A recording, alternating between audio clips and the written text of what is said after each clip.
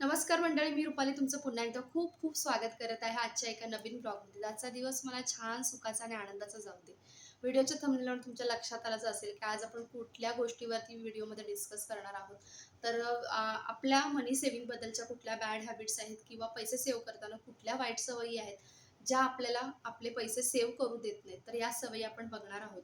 तर तत्पूर्वी सांगू इच्छिते की जे कोणी चॅनलवरती नवीन असेल, पहिल्यांदा मला पाहत असतील, आपल्या चॅनलवरती पहिल्यांदा आले असतील, तर प्लीज चॅनलला सबस्क्राईब करा. आजचा व्हिडिओ आवडला तर लाईक करा आणि इतरांसोबत शेअरसुद्धा करा, जेणेकरून आजच्या व्हिडिओचा फायदा इतरांना सुद्धा होईल. तर मनी सेव्ह करताना सगळ्या म्हणजे काही बॅड हॅबिट्स असतात, आपल्या वाईट सवयी असतात.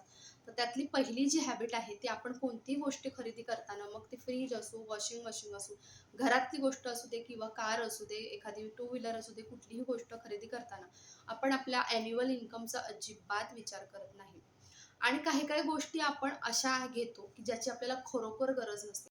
त्याचबरोबर दुसरी अशी गोष्ट आहे, बॅड हॅबिट जी आहे ती आपण गरज नसलेल्या गोष्टींवरती ना पैसे खर्च करतो. तर ते कसं?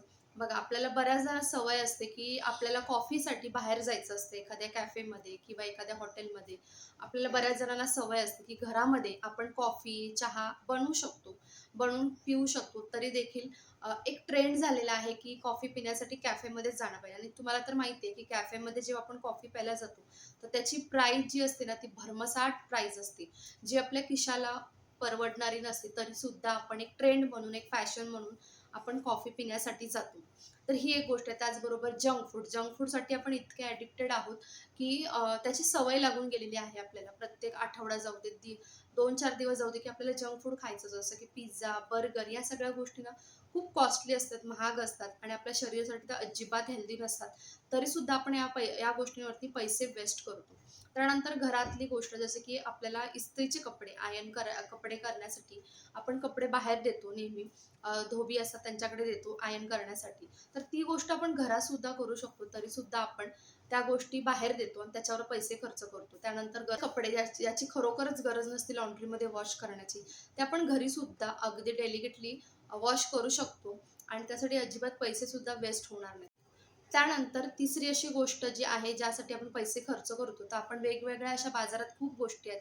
खाण्याच्या गोष्टी असू दे किंवा मग इतर कुठल्या गोष्टी असू दे, ज्या आपण ट्राय करण्यासाठी म्हणून खरेदी करतो किंवा त्याच्यावरती खर्च करतो आणि त्याची खरंच गरज नसते आणि आपण उगाचच त्याच्यावरती पैसे वेस्ट करत असतो.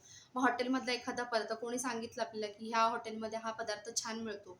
तर आपण ट्राय करण्यासाठी म्हणून तिथे जाऊन तो खरेदी करून आणतो, खातो आणि तो कधी-कधी आपल्याला आवडत सुद्धा नाही, त्याची टेस्ट पण आवडत नाही. पण त्यांनी ट्राय केला, त्याला आवडला म्हणून आपल्याला ट्राय करायचं म्हणून आपण त्याच्यावरती खर्च करतो.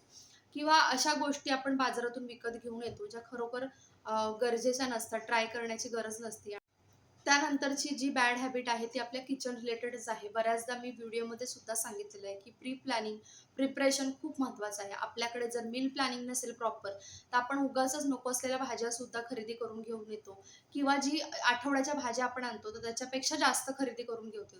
कारण आपण प्रॉपर मील प्लॅनिंग नसतं.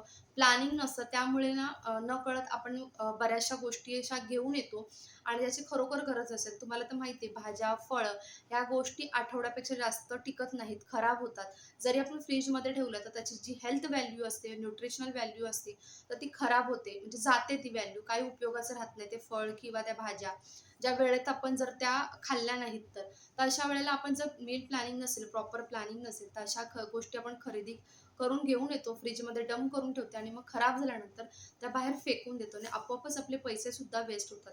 पैसे अजिबात सेव्ह होतात. तर ही सुद्धा आपली जी बॅड हॅबिट आहे, ती आपण चेंज केली पाहिजे. आपण प्लॅनिंग केलं पाहिजे प्रत्येक गोष्टीचं. त्याचबरोबर अशा गोष्टींवरती आपण पैसे वाया घालवतो, जी प्रत्येक गोष्ट आपल्याला नवीन खरेदी करण्याची गरज नसते.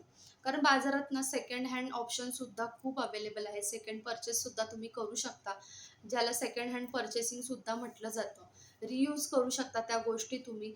त्यानंतरची जी आपली हॅबिट आहे, ती घर खरेदी करण्यापूर्वी कोणतंही प्री प्लॅनिंग न करता आपण अगदी पटकन घर खरेदी करण्यासाठी वगैरे जातो. कारण प्रत्येक गोष्टीचं ना प्रॉपर प्लॅनिंग असेल, तर आपला मनीचं जे बजेट असतं, पैशांचं जे बजेट असतं ते अजिबात बिघडत नाही. तर त्यासाठी आपल्याला प्रत्येक वेळेला पहिल्यांदा प्रॉपर प्लॅनिंग करूनच मग घर खरेदी वगैरे करण्याच्या गोष्टी केल्या पाहिजेत किंवा मग कार खरेदी. तर ज्या ह्या पण गोष्टी असतात ना, ज्या मोठ्या-मोठ्या गोष्टी आहेत, ज्यासाठी आपल्याला खूप सारे पैसे लागतात. तर अशा गोष्टी आपण ना प्लॅनिंगनुसारच खरेदी केलेल्या पाहिजेत किंवा वेळेआधी केल्या नाही पाहिजेत.